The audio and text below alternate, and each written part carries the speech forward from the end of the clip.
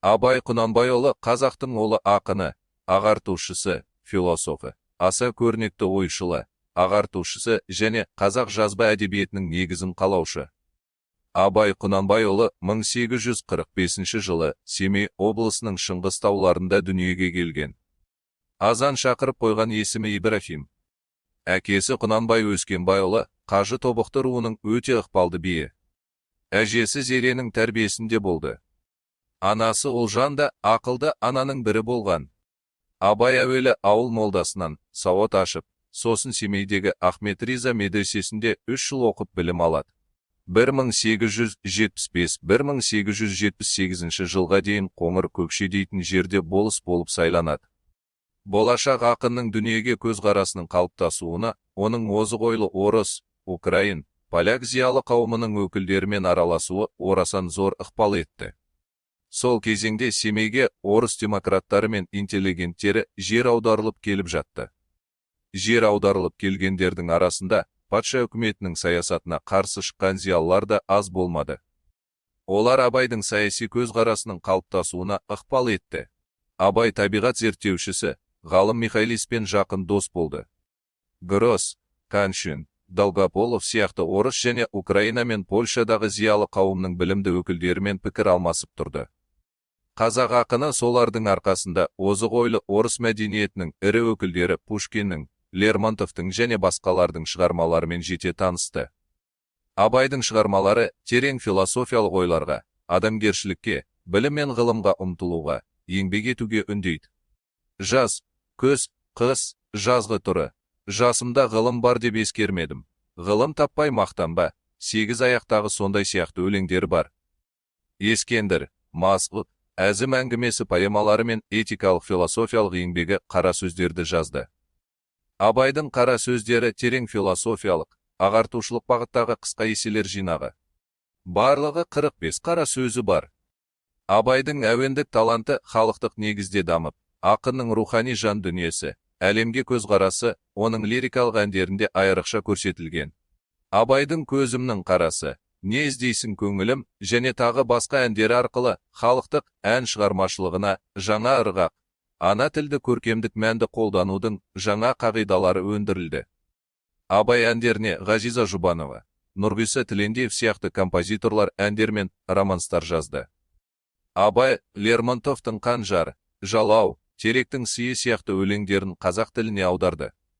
Пушкиннің Евгений Онегин дастанының үзінділерін қазақы ұғымда жатық етіп еркін аударды. Татьяна хатының сөзіне шығарған Татьянаның қырдағы әні қалың елдің сүйікті әніне айналды. Крыловтың мысалдарын қазақ тіліне аударумен де айналысты.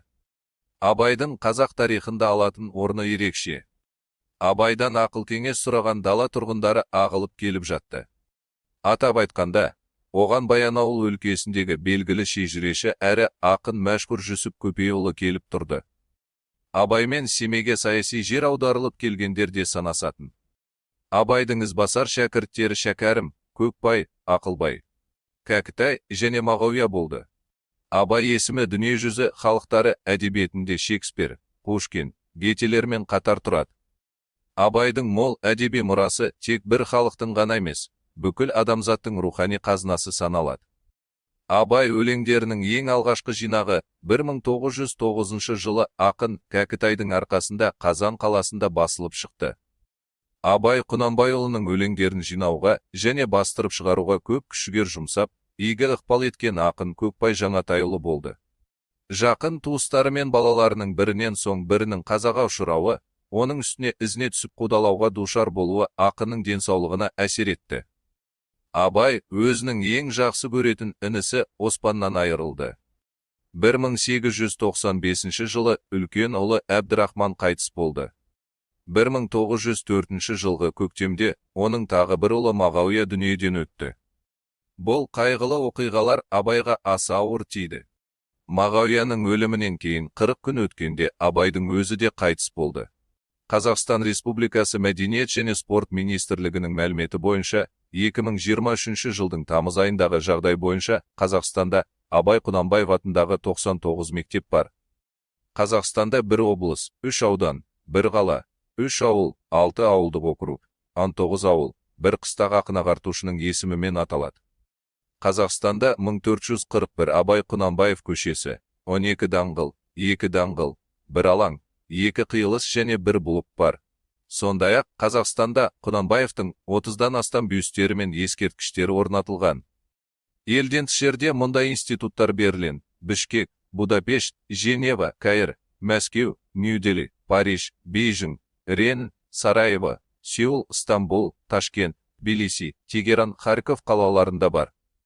Қазақстанда Ұлы Абайдың есімі Қазақ ұлттық педагогикалық университетіне, Алматы қаласындағы мемлекеттік академиялық опера және балет театрына берілген. Ұлы ақынның құрметіне Қазақстан мен Ресейде және басқа елдерде ескерткіштер орнатылған. Қазақстанның жоғары оқу орындарында Абай шығармашылығына арналған халықаралық және республикалық ғылыми конференциялар жыл сайын өткізіліп тұрады. Ұлы ақынның 150 жылдық мерейтойы 1995 жылы дүниежүзілік ЮНЕСКО көлемінде аталып өтті.